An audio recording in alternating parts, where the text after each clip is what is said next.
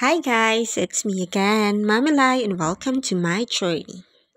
For today's video, meron tayong pupuntahang event again sa school ni Lumi. So, eto na naman po ang aking get ready with me. Actually, video siya, hindi ko na siya time-lapse. Pangit pala kapag inedit ko siya as time-lapse. So, that pala time-lapse na lang ginawa ko. Well, anyway, ang gulo kong kausap. This week, maaga akong nagigising, mga 4, minsan 3, minsan 5. So, wala pang 6 a.m., ginising ko na si Lumi kasi usually 6 a.m. yung gising niya. Medyo na-late kami because of me. Ako talaga yung may kasalanan. Naiinis nga ako.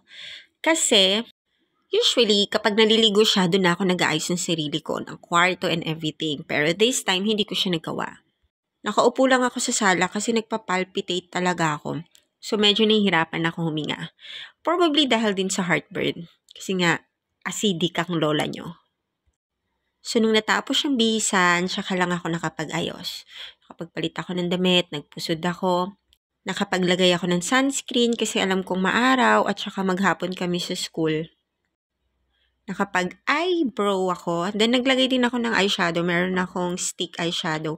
So, wala lang siya. Mabilis naman siyang mawala. Gusto ko lang may kulay.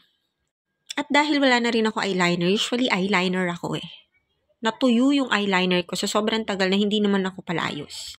So after ko sa face without lipstick inayos ako na si Lumi. Meron siyang gustong ipagawa sa aking bagong hairstyle na nakita namin sa Facebook na reels ng isang, I think Indian kasi yung way nung pagsasalita is parang Indian. Ay, naku braid siya. At hindi ako marunong mag-braid na parang yung ahas yung dikit-dikit. So, nag-request ako ng ibang hairstyle at ang napili niya nga yung may puso naman. Nakapuso yung braid. Kaya sabi ko, ano ba yan? So, sabi ko, dahil late na tayo, hindi ko na maayos yung gusto mo, Pumayag naman ng baby girl.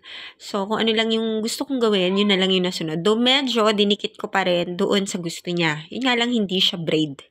Pero ganyan, may ginamit na tools para maipasok and whatsoever yung hair, yung style na gusto niya.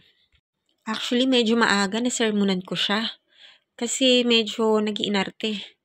Or normal naman kasi siya bilang isang school age toddler or preschooler na ang tawag sa kanya or kid. Hindi siya kagad nakakakain kasi nga syempre naantok ka pa, ganun-ganun. Kaya ang sabi ko, maligo muna para magising yung diwa. Pero yun nga, matigas ang ulo, kung anong gusto, ito na tayo magagawa. So, chinek ko na yung bag ko kasi I'm thinking na palitan. And then, nag-lipstick na ako.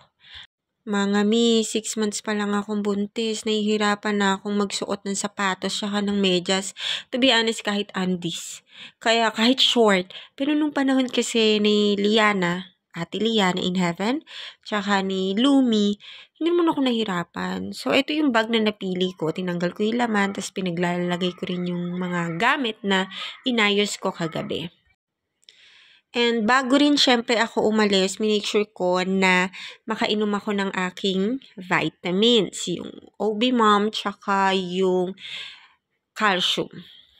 Binigyan naman ako ni Lumi ng tubig. Yun nga lang napaka-konti. Tapos ang liit ng baso, half pa ata nung baso yung tubig. So, nainom ko naman, buti na lang yung isa pang gamot, kasi dalawa siya, is chewable. So, ginawa ko na lang siyang candy. So, as always, lagi kami mag-tricycle kasi wala naman kaming service. So, gusto ko pa nga ni Kuya hintayin yung ibang naglalakad. Sabi ko, 7:42 kasi yung pasok ni Lumi. So, parang kami na lang yung service niya. Ito yung nagulat ako kasi wala ngang nakuhang award sa attendance or merit sa attendance yung nursery. Kaya nagulat ako na si Lumi lang sa kinder ang meron. At okay naman. Gulat lang ako. Hindi ako prepared. Nagkaroon din siya ng bronze award. Thank God. Big! After ng event, bumili kami sa canteen ng food. And naglaro kami muna ni Lumi kasi maaga pa mga 10 a.m. to. So, yung spelling kung saan siya mababa dun sa mga notebooks na na-check ko, red, nilalaro namin.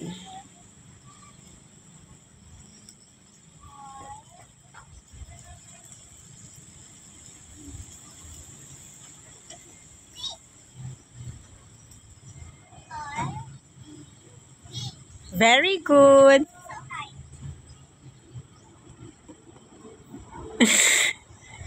Bilis ah. Kalahati na nga agad. Spell tax. Tax. Good job. Okay. Next. Spell bell. Bell.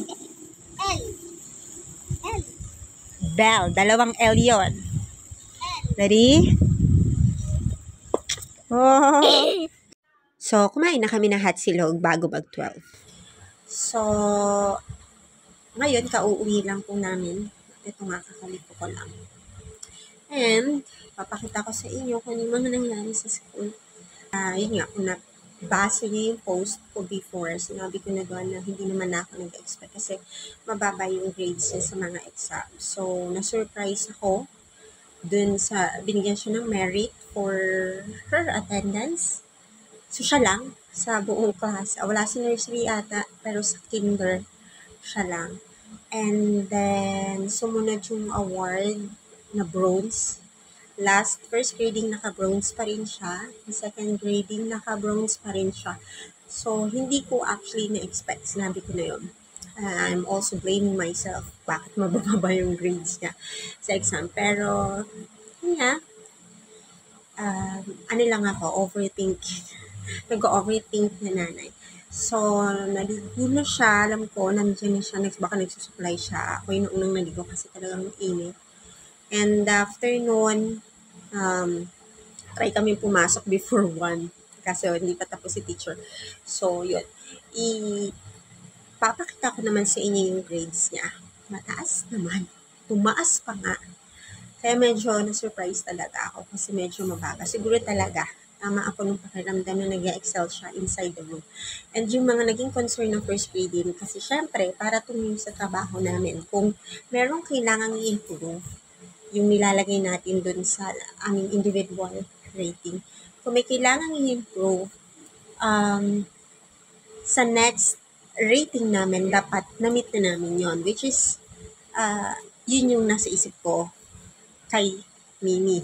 Kasi, yung last concern ni teacher, sobra daw daldal, tapos matagal kumain, hindi na makafocus.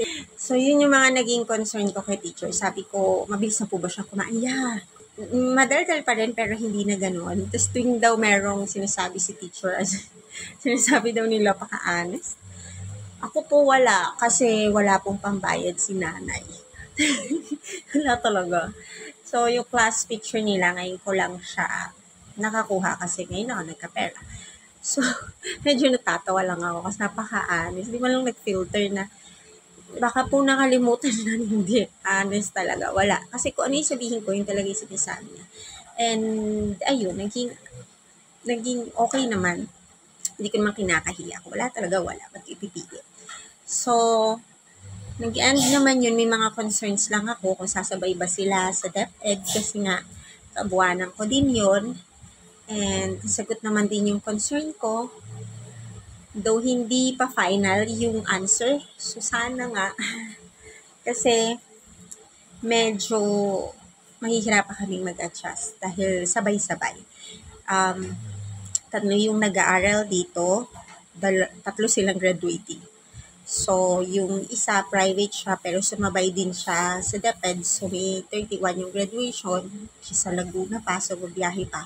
Then, yung isa graduating din ng grade 12. So, sana nga hindi magsabay kasi hindi na namin alam paano hahatiin.